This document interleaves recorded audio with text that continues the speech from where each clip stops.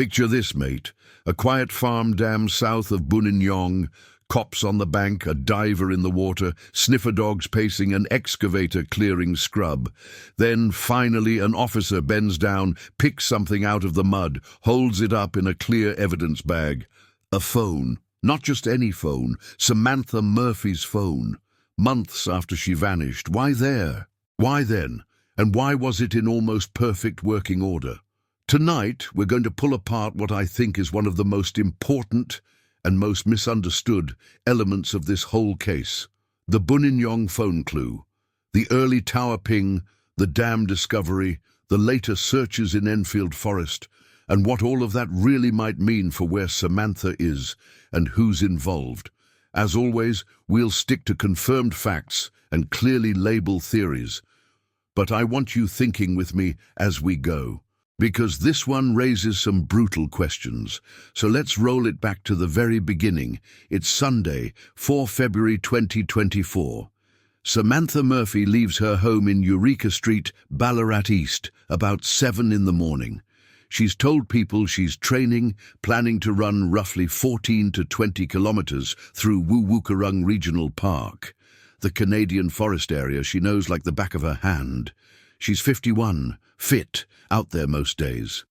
This is routine. She doesn't make it home. She's supposed to be at a family event at 11 a.m. She never arrives.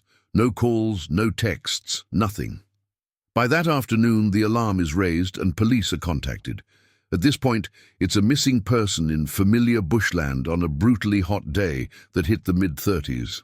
The obvious fear is medical episode, dehydration, maybe a fall. Very quickly, the search ramps up. SES, Police Search and Rescue, the Dog Squad, Mounted Branch, Air Wing, Forest Fire Management, bikes, four-wheel drives, drones, a helicopter overhead. They start in Wuwukarung and the Canadian forest behind her home and fan out. But here's the thing.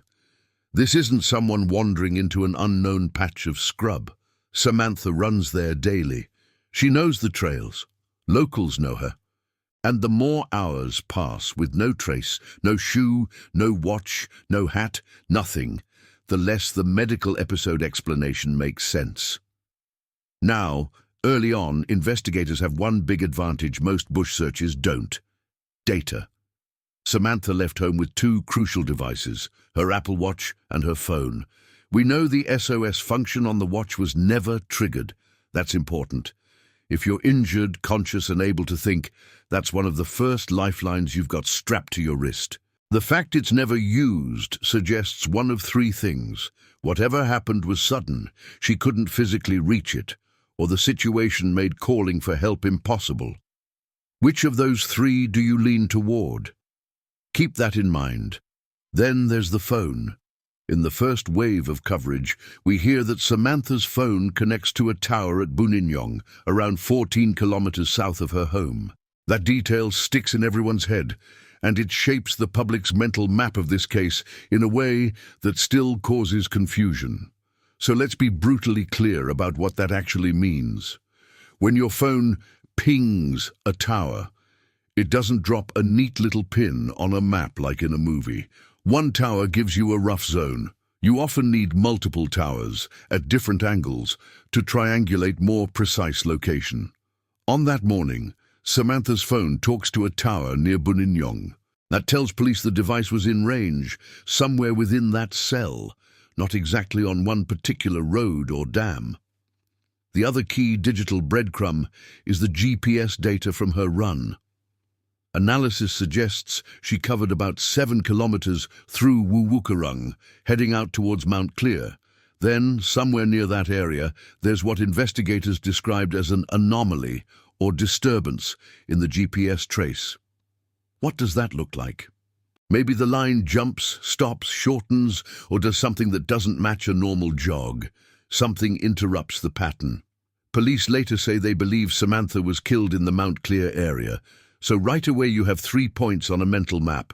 Wuwukarung Canadian Forest where she started, Mount Clear where the GPS data gets weird and police think the attack happened, and Buninyong where the phone hits a tower. Question for you. What do you think when you hear those 3 points? Do you picture a chase? Being taken by vehicle, someone intercepting her mid-run and driving south? Let me know in the comments what that map looks like in your head. Now, in those early days, the official search focuses hard on Wuwukurung and surrounding bushland. They're not talking murder publicly yet. They're talking grids, heat, terrain. Acting Inspector Lisa McDougall describes the search as extensive. They use drones and a helicopter. They search both near the family home and forest behind the Buninyong Golf Club. The whole Canadian forest area is combed again and again, but nothing turns up. No clothes, no watch, no phone, no wallet. That is incredibly rare in a large-scale search with that many resources. It's one of the reasons forensic psychologist Tim Watson-Munro calls this case very unusual. After about 5 days, the search is scaled back, and the missing persons squad takes over. That's when the tone shifts. Suddenly, this isn't just a heat-related disappearance in the bush. By late February, police say they believe Samantha is dead and that one or more parties are involved in her disappearance. So, when does Buninyong really start to matter? On 23rd February, there's a new search in the Mount Clear area. Police at that time say it's based on mobile phone data. The next day, hundreds of locals and volunteers join a massive community search around the outskirts of Ballarat. You've probably seen the footage, lines of people in orange SES gear, locals in shorts and hats, pushing through scrub in formation. But behind the scenes, detectives are already thinking ahead. They have that tower data from Buninyong. They have the GPS anomaly. They know the terrain is full of old mine shafts, gullies, places a body could be concealed almost indefinitely. This is not CBD Melbourne with cameras on every corner. This is, as one expert put it, the wild blue yonder. Then, on 6th March, there's the biggest public development so far. Police arrest a 22-year-old man from Scottsburn, Patrick Orrin Stevenson. The following day, he's charged with murder. Police say they believe Samantha was killed in a deliberate attack in Mount Clear. They emphasize they are not alleging a hit and run. They don't publicly name a weapon. They say the accused was not known to Samantha or her family. But the one thing they still don't have is Samantha's body. Without that, not only is there no chance at a funeral, there's no clarity on cause of death, no clothing, no scene to piece together. So the priority becomes locate the body. And that's where Buninyong comes roaring back into focus. Fast forward to late May 2024. Months have passed since Samantha vanished. The community has held vigils, tribute runs, hashtag campaigns like Tata's Run for Samantha and Finish Samantha's Run. The accused is in custody. The official searches have surged and ebbed. Then police quietly launch a targeted search on a property near Durham Lead, about 4 kilometers south of Buninyong. It's farmland. There's an agricultural dam on the property. On the bank of that dam, an AFP sniffer dog finds something half buried in mud. Samantha Murphy's wallet. Inside it, ID cards and her phone. Think about that. The device that pinged the Buninyong Tower on day 1 surfaces months later in a dam right in that broader area. It's a major breakthrough. Her husband confirms the phone is hers. Police cordon off the area. The phone and wallet are taken for forensic testing. And then we hear one really intriguing detail. The iPhone is in near-perfect working order. If you've ever dropped a phone in water, you know how weird that sounds. This thing has supposedly been out there for months, buried at the edge of a dam, and it comes out in pretty decent condition. So, straight question. What's your gut say? Do you think that phone went into the dam in February? Or later? Tell me below, because this is one of the big divides in how people read this clue. Watson-Munro, the criminal psychologist, goes on record to say that the condition of the phone raises the possibility of third-party involvement. His argument is simple. By the time the phone is found in May, the accused is already in custody. So how did the phone get there in such good condition? He suggests someone else may have disposed of it and that there may have been some level of communication between parties. He's clear it doesn't automatically mean that person was involved in the killing itself. but it would suggest someone helping, or at least obeying instructions.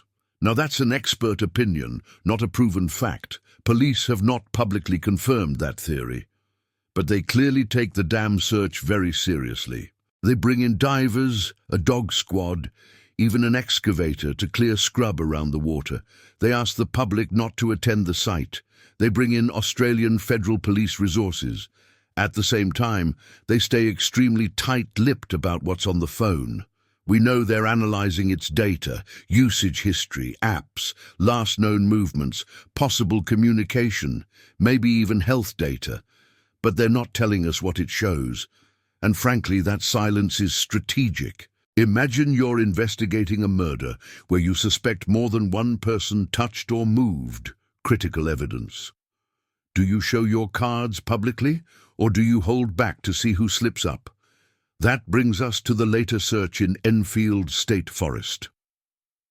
7 months after Samantha disappeared, police announce another targeted search, this time in bushland at Enfield, about 15 minutes' drive from Buninyong. This is in the same general south of Ballarat corridor as the dam where the phone was found. They send in motorbike units, specialist searchers, a dog squad, around 45 personnel. The announcement sends hope and speculation through the community all over again. Maybe this is it. Maybe they've got specific intel. Maybe they know where she is. Then, after several days, they wrap up the search. No items of interest found. No explanation given. No answer to the question everyone's asking, why that spot? And that's where Watson Munro again offers a theory. He thinks the way police are handling these searches is deliberate pressure. By keeping their reasoning secret, they shake the tree. If someone is worried the police are getting close to a location, a weapon, or a helper, they might talk, move something, or slip in a way detectives can use. Do you agree with that strategy? Would you rather police tell the public more, or do you think this level of secrecy is necessary? I'm genuinely curious where you land on that. So what does the phone specifically really give investigators? First, it connects several locations in a concrete way. You've got the initial tower ping near Buninyong. You've got the dam at Durham Lead, about 4 kilometers south. You've got Enfield Forest further south again. And you have the location where the accused was living and later arrested in the Scotsburn area, which sits in that same broader geographic zone. That creates a cluster. Mount Clear to the northeast, then Buninyong, Durham Lead, Enfield, Scotsburn down the line. If you overlay roads, private properties, dams and forest, you're not looking at random points anymore. You're starting to see a corridor. Second, the phone's internal data could speak to timing. If it was powered on, connected to networks, or used in any way after Samantha vanished, those logs matter. Was it carried around for days, then dumped? Was it wiped? Was the SIM changed? Was it in airplane mode or completely off until it hit the water? We don't know yet, but police do or will. Third, it could provide final movement clues. Even if GPS tracking is incomplete, app usage and background data can help reconstruct a rough path or timeline. If that can be cross-referenced with tower data, CCTV, vehicle movements, it becomes a powerful piece of the puzzle. And finally, symbolically, the phone shifts public understanding of the case. Up until May, Buninyong was just a tower ping. After that dam search, Buninyong becomes a physical disposal site. It's no longer just theory. Something of Samantha's ended up hidden there. The question is, by whom and when? Now, we also can't ignore the human side of this. While all this is happening, searches, arrests, dam discoveries, Samantha's family is living through something almost impossible to imagine. Her husband, her 3 children, her extended family and friends, watching every press conference, every new line of police tape, every search wrapping up with nothing found. They're seeing her phone come out of that dam in good condition, knowing that inside it might be the last digital trace of her life. Think about the emotional weight of that. On one hand, hope for answers. On the other, the reality that if her phone is here and her body isn't, someone has gone to a lot of trouble to separate those two things. If this was you, if it was your partner still missing, months on, what would you want police to do next?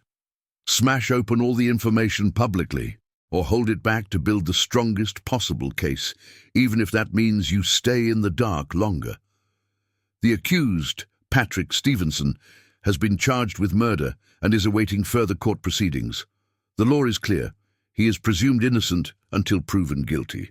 We don't have the full brief of evidence. We don't have his version of events. What we do have is a pattern, a run that ends abruptly, a GPS disturbance at Mount Clear, a phone that talks to a tower near Buninyong, a body that has not been found, and a device recovered months later in a dam, in a state that makes experts wonder how long it had really been there.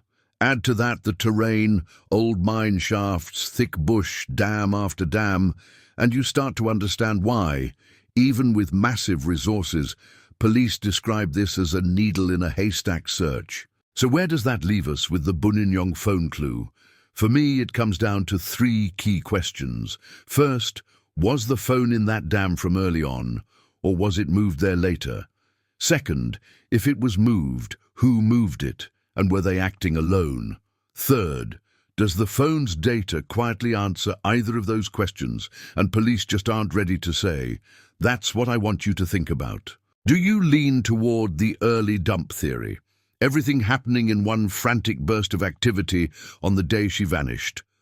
Or do you think this phone was stashed or kept somewhere, then dumped in a way that was meant to mislead or destroy evidence after the arrest?